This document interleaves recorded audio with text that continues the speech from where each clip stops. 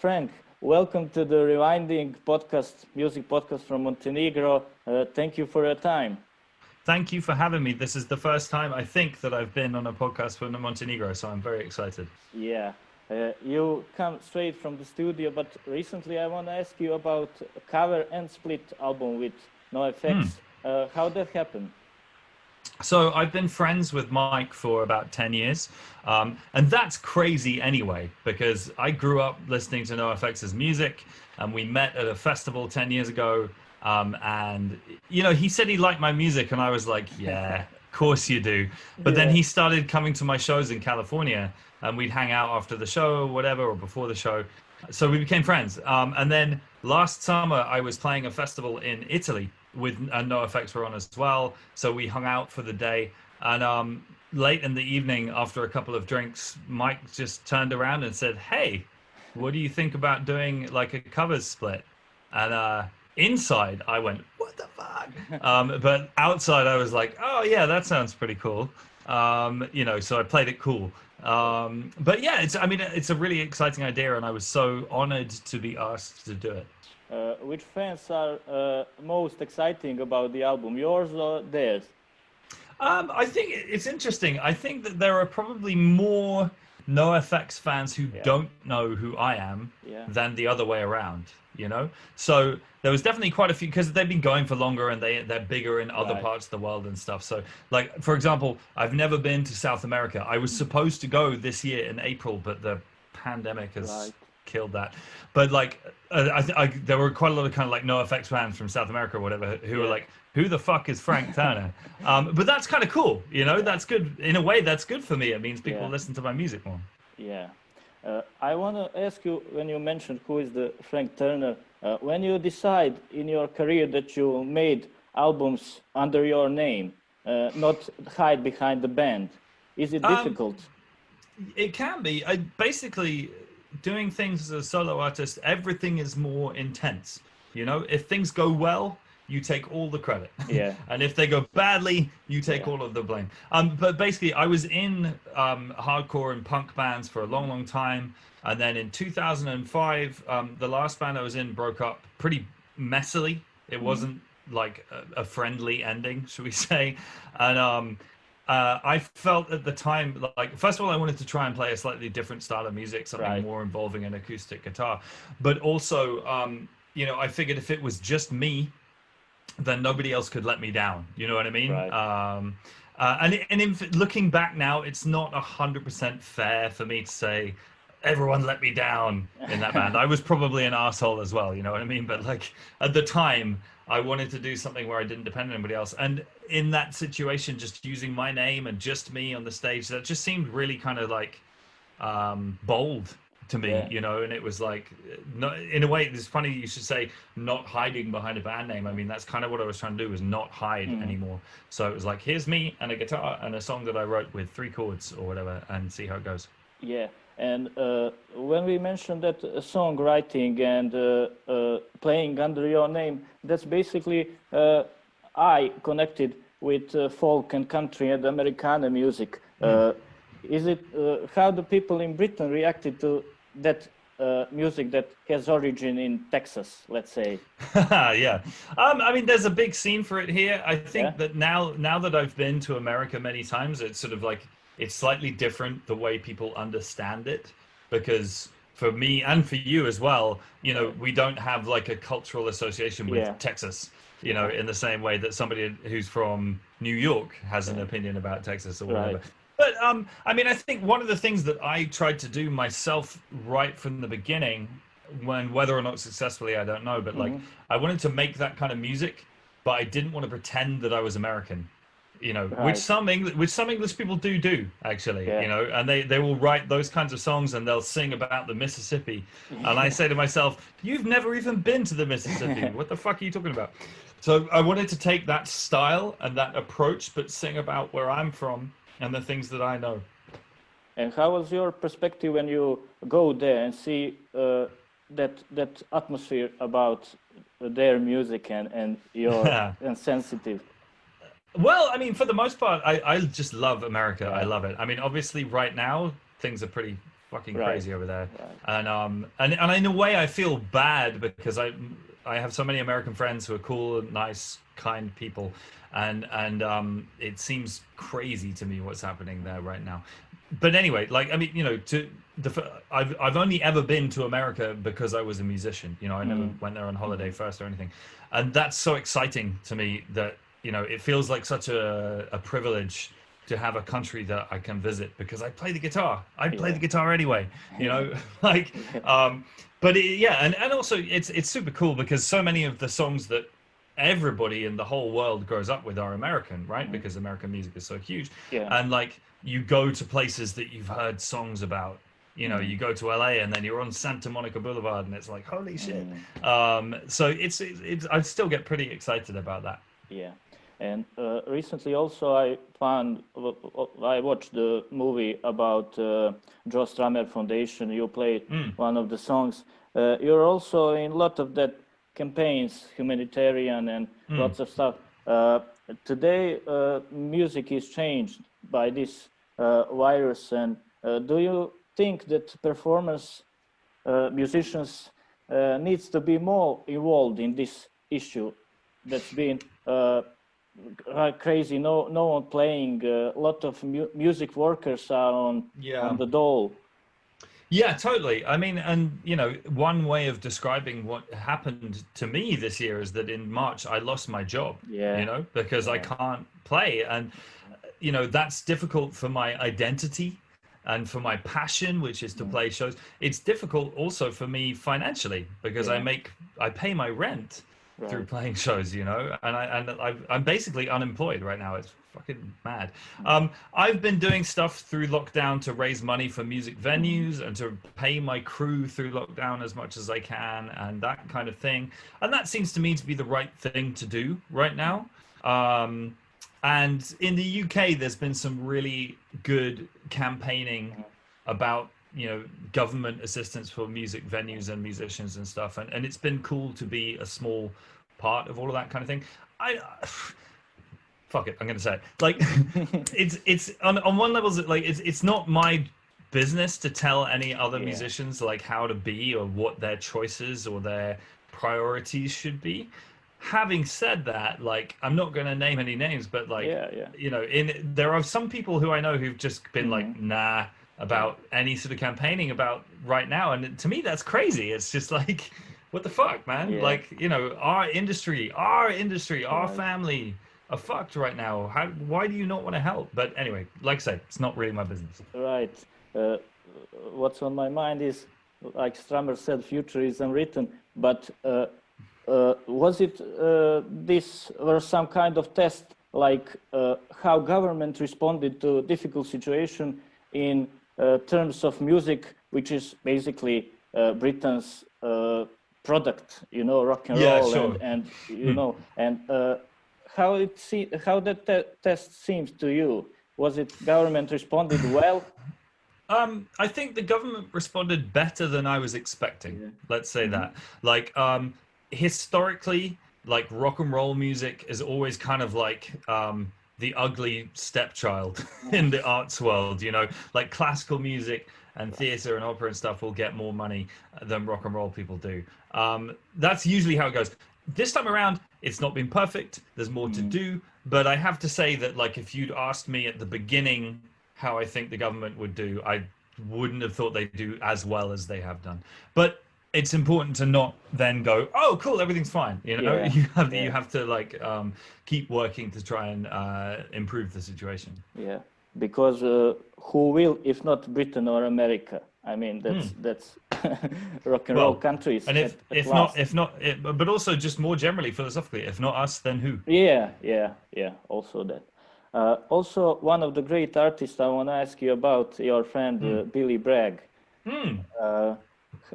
How he influenced you, in which way? Because he's also, in terms of politics, he's also important for a lot of people, and musically especially. Well, so it's funny, like when I started playing solo music with my acoustic guitar, you know, I grew up listening to kind of punk and hardcore, and mainly American punk and hardcore. And then I started listening to Neil Young and Bob Dylan and Bruce Springsteen and stuff. and I was trying to mix those two together. And I genuinely had never listened to, I didn't really know who Billy Bragg was. I didn't know any of his music. And then right at the beginning of my solo shows, loads of people said, "Hey man, you sound a little bit like Billy Bragg." And I was like, cool, who the fuck is that? And then, you know, and then I went and bought some Billy Bragg records, and I was like, holy shit, he's amazing, because he's amazing. And then the thing that's cool about Billy is that he knows more about underground music and young new music than somebody his age should know. You know what I mean? If he turned around and said, "Hey man, I'm in my 60s, I don't fucking care," I'd be like, that's okay. But he knows, like, he keeps an eye and his ear on the ground, you know, for new music. And I think that's really, really cool. And so we met and we played some shows together and we became friends. And then we played more shows together and you know, and he's just really generous, you know what I mean? Like he always tries to help out kind of younger and smaller bands. And so that influences me a lot, you know, and also the way he like handles himself in public, you know, in terms of like speaking his mind, but trying to be intelligent and all that kind of thing is very inspirational to me. But yeah, he's a good friend. He's a lovely guy. Because when I read about interviews or anything about him, the first place is that he is leftist. I think that's hard for one performer in today's world to openly say what he thinks, and I think his mind is progressive.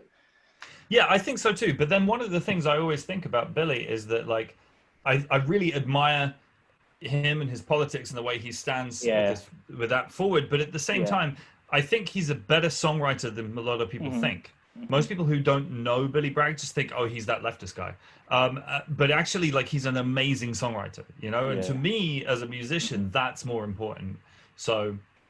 Yeah. And I want to ask you about visualization of your songs. How is that important to you? Like music videos and stuff like that? Yeah, I mean, music videos is a funny one. Like, they usually, making them is the worst thing in the whole world. It's so boring, and it's so... Also, for a long period of time, I've never quite figured out why. Every music video that I made seemed to involve me suffering in some way. So like we did one where I was wrestling with CM Punk, and then we did one where they poured like 8 gallons of cold oil on top of my head, and then do you know what I mean? And every single time it was like, I kind of get, I don't always come up with the ideas, but I always say yes, you know, and I'd always get to the shoot and be like, why am I doing this? You know, could we not make a music video that was like in a jacuzzi, like with puppies or some shit, you know? Anyway, action star. Yeah, right, exactly. You know, so I think the thing is, like, they can be really cool. They're kind of, well, maybe not so much anymore. They certainly used to be like necessary promotion, you know. And if you've got to do it, then you might as well have fun with it and come up with something interesting and cool. I've definitely made some bad music videos in my time. God damn. There are some that I really, really fucking hate. But yeah. Everything is cool until they killed you.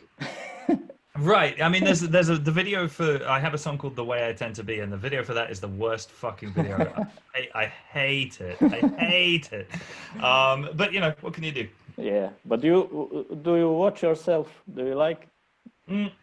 Not, I watch like the edits and stuff, you know what I mean? When I have to like say yes or no. But like, I don't really listen to my own records or anything like that, because once I finish them, there's so much work that goes in that you want to just kind of go, and walk away. So your album No Man's Land is from 2019. You take women as a concept, right? Well, the first concept was history. Right. Without kind of any gender thing attached to it. It was just, I wanted to write history songs. I thought that was kind of interesting. Mainly to write songs about not me, you know what I mean? Because I usually write songs about my life, and I've done that for so much. And it was like, cool, let's write about something else that could be interesting. And then I read history all the fucking time. It's my passion, you know? So I was like, let's find some stories that most people don't know that would be cool to share so that people can talk about them more. And then I got like 4 or maybe 5 songs into the album, and all the songs I had so far were about women. And I was like, that's interesting, you know? So I decided at that point to keep going with that side of things. And when you mention history, do you think that it's repeating herself? Somebody somewhere, I can't quite remember who said this, said history doesn't repeat itself, but sometimes it rhymes. Yeah, which I quite like. I mean, I think that it's too simple to say that history repeats itself necessarily, but at the same time, there's definitely things to learn. I mean, this is a kind of a self-involved thing to say, but like I don't really understand how people can not care about history. Like, how can you exist in the world and not know how it got here? Like, surely that matters, you know what I mean? And like, I mean, I guess I'm more extreme than some with this because I read history all fucking day, every day. But like, you know, it's really interesting to me how the world got here, because then you can have some idea about how it could move forward. And as you were saying, the future is unwritten. There's always ways of kind of like taking it one way or another, and we can learn from what happened before. Right. What's your perspective? Do you think that we learn from mistakes from the past, or to improve the future? I mean, I think that generally speaking, the world is not in a terrible place right now. If you look at things like kind of, you know, life expectancy and child mortality and disease and that kind of thing, the world's not doing it particularly badly in the very, very broad picture. But I mean, you know, in the last 15 years, let's say, the world is definitely, well, my world, let's say that, you know, England and America or whatever, the West, however you want to put it, has definitely, I think, got a lot worse. In terms of our political culture and our leaders and that kind of thing, and that's pretty depressing. You know, I mean, certainly, you know, what's happening in America is really fucking sad. And you know, what the fuck, how the fuck that guy got to be president, who knows? You know, so and it changes your opinion of the world and the country and all the rest of it in some ways. So I don't really know. I mean, I think that the one thing I would say is that the older that I get, the more I realize how little I know. You know what I mean? I think that's a really healthy thing to do, is to get older and realize that the world is way bigger than any one person will ever understand. And it's almost to think that you have the answers is quite a teenage thing to do. You know what I mean? It's like no one's got it. The question isn't simple. If the question was simple, then the answer would be simple. But it's not simple. So. And what's on my mind when I think about those process about history is that we all have some focus, which is our neighborhood, let's say Europe, but history is history of the world, Africa, Asia. I never thought about Cambodia, or, you know, I'm only one focus, and I think for me it's tough, but world should be a unique place. Absolutely. And I think that there's something really healthy as an individual to learn about different cultures, you know, and to different parts of the world, different history, whatever. I quite often, when I'm reading, I'll just think about a part of the world that I don't know anything about, and then go, fuck it, and buy a book. I recently finished a history of Turkey, right? I don't know anything about Turkish history, like at all. So I was like, fuck it, let's change that. And I bought a book and I read it. So now I know a tiny, tiny, tiny bit. I want to ask you, because you mentioned you wrote a lot about yourself. Do you think that people, when listen your albums and your discography, know Frank through the songs? Are you that Frank? I mean, sort of is the answer to that question. I think the thing is, right, is that like, one of the qualities I love in the music that I listen to is the honesty. You know, I love it when a writer says something that is like just really, really fucking hardcore honest and true, and that they can't take it back. I love that. And not least because when that happens, you as a listener, you can put your own life into it and experience it, and it can be really therapeutic or cathartic or whatever. So I try and do that in my own music, but then of course the thing is, there's a difference between like emotional honesty and then like factual reportage. Do you know what I mean? It's like I don't literally read out my diary like on Wednesday I did this. Not least because with what I was saying before, if you want to leave a song that's open enough for other people to listen into it, it's got to be not too specific, you know what I mean? And it's funny because, like, obviously in some ways, yeah, people who listen to all of my songs are going to know a fair amount about me. But at the same, it's not quite the same thing as like knowing me. And sometimes I've had some slightly weird conversations with people after shows where they're like, "Hey man, how's this?" And it's like, "Who the fuck are you?" You know, like that can get a little bit strange. But I mean, I kind of understand, and people are trying to be nice when they do that usually. So you know, I've got to be cool about that. But like, yeah, it's not quite the same as like, you know, knowing my middle name or whatever the fuck. You know what I mean? Always people want to be in their fan, in their heroes' places. Right, totally. And like, you know, I work quite hard to keep like my address private. You know what I mean? I don't want people coming to my fucking house. Yeah. And for the end, I want to ask you about song I Still Believe. How you wrote it? Well, okay, so there's a good story here for you. I was in 2010, I was doing a tour in China. And it was like an illegal tour. Like I didn't have a visa, and I just thankfully, like my name in my passport is Francis, right? And I people call me Frank, but that was enough difference for them not to like make the connection on the border between the posters and my passport or whatever. Anyway, so I went in and I was playing these shows, and it was such an incredible tour to experience a different part of the world and a different culture. But one of the things that was so crazy to me is like, so I love rock and roll music, right? I'm sure you do too, yeah? But the thing is, I don't know enough about Montenegro to speak for you on this, but like for me, when you grow up, rock and roll music's kind of just around, you know, it's on car adverts and shit. And you go to a cafe and you hear it, and it's just part of the culture. It's just, classic, I love it, but it's just, it's not that new or exciting very often, you know? And then in China, when I was there in 2010, it really felt like everybody there had only just like last year figured out that if you play this chord and then this chord and then this chord and you play it fast and then you shout, then everyone's going to lose their shit and people want to sleep with you. You know what I mean? It was like, but it was like they were so excited about rock and roll, and it made me feel kind of like guilty almost. It was like, shit, you know, like I should be excited about this too, because it is exciting. It's the most exciting thing in the world, and it's so easy to be a bit about the whole thing. So I was thinking about all of this stuff while I was there, and I started trying to write a song that was just kind of like a hymn, you know what I mean? Like to rock and roll, and to why I love it and why it is my whole life and everything.